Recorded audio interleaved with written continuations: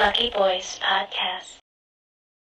I don't necessarily think like those test exams or your scores necessarily define your intelligence, but it does say something to society that you aren't like just crazy and delusional. And I think like a big portion of what validated me was when I did like research in high school. No one really expects like when you're 15, 16 to be doing research for cancer.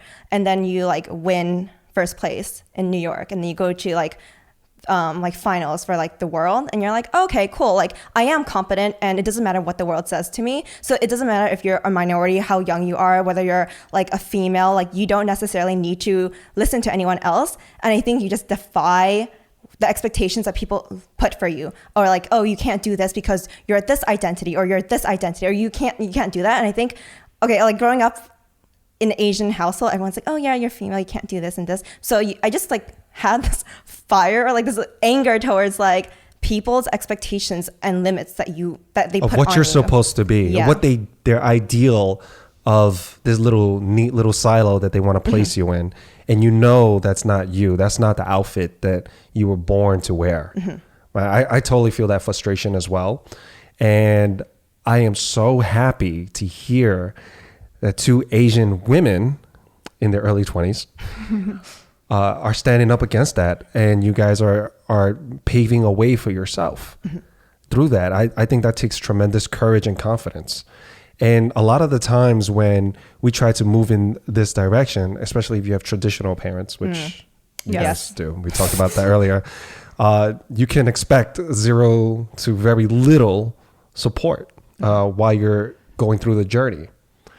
And to continue on that path without that love that you want and that acceptance of, obviously we want to make our family proud, and just being true to yourself. I mean, I think people listening, I hope they could take something from that. I think I did that a little too late, where I wish, and a lot of people that I know as well, where we did things because that's what our parents wanted. We wanted to make them happy.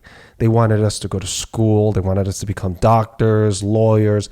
They had this whole life map checklist for us to do, even if we didn't want that life. And now they're at this age where they're miserable. They're miserable. They're in that cubicle. They're you, but in a cubicle. And they have so much time invested in it that they can't really move out of that now.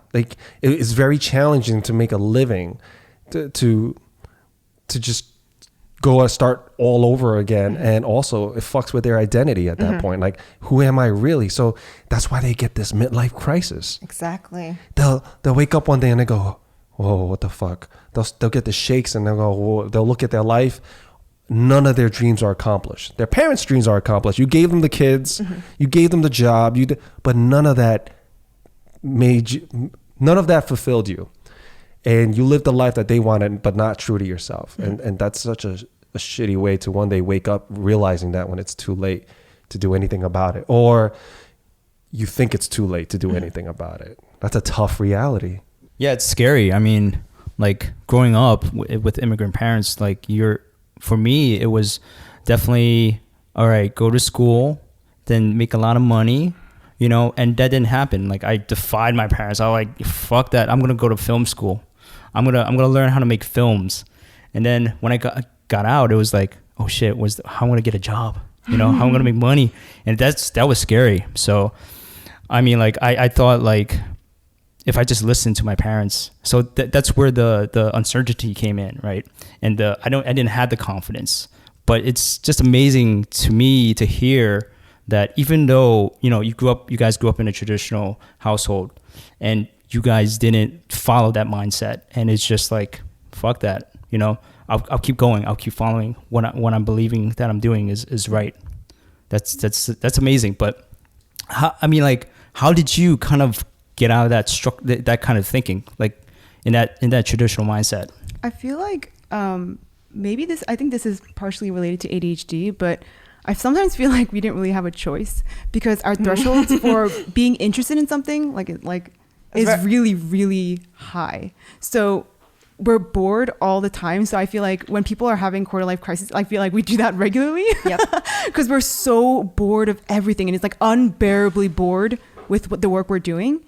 And it makes us like question a lot, like, how do I want to be spending my time? What will I do? What can I do that will make me feel fulfilled and happy and actually want to work? So we're like constantly having this question in our heads. It's either that or being super stressed. Mm-hmm. So I think that's part of the reason we're kind of like forced to do it, I think. Yeah. I think for me, I also have anxiety and ADHD. So it's not really a choice of how I control my thoughts. I just think about it. And I think about death a lot. So when people say, oh, I live like every day like I'm going to die, I really do. I think about like mortality, death. I think for a year and a half in college, all I could think about was dying and how I wanted to live my life. So I read a lot of philosophy, a lot of books, a lot of psychology. I just deep dived into it. And there was like this Harvard study done of Harvard students and then a bunch of like low income students. So like you understand the two classes. So one who's rich and educated and one who is poor and not educated, and they don't have like a silver spoon in their mouth. And they did this longitudinal study, and at the end, when they're on their deathbed, what was important was like their family and relationships. And if you have people you love around you, you perceive physical pain as less painful. So for me, just thinking about the life I want to live, I don't want to live it for someone else if I'm going to die like tomorrow or whatever. And it's just unbearably you want it on your painful. terms. Yeah. Now, I do have a question with that study. You said with those two different classes, obviously two different social dynamics, but the common denominator here was at the end, did they have the same conclusion with what they deemed important and how they want to live their life? Yeah, I think it was done or asking them like in sections of time throughout their life, like, are you happy? Like just things like that, or like where you are, your job success. If people who had a lot of money when they died, are they like, do they regret anything? Or are they happy? Did they live a more fulfilled life? Yeah. And what was the answer to that? It was relationships and whether you had friends and family who love you. Like the relationships are things that people regret the most. And another like thing I found was that people regret not doing something than doing something. So like if we were not to do this podcast, you would regret not doing it more than actually doing it. I pick choices based on least regret. That's an interesting way to live life, because most people would choose choices to stay away from fear. Yeah. Oh, that's another thing. I took a philosophy course, and I hate being controlled by other people, but you are inherently brainwashed by society, by the norms that they set for you. So I like to challenge social norms and question everything. So a lot of things that I do, I'm like, why am I doing this? Why am I doing this? Why am I doing this? And then you get to this two things where it's like you either are doing things because you're afraid and that's fear driving your actions, or because you feel compelled and it's like that compulsion of doing something because of the way that you're trained to think and act. And I don't want to be controlled by other people. So I think about why I do certain things, and then if I can find out the root cause, and if I agree with it, I'll do it. If I don't, then I'm not going to do it. That's extremely analytical. Yeah. Do you ever just move out of instinct?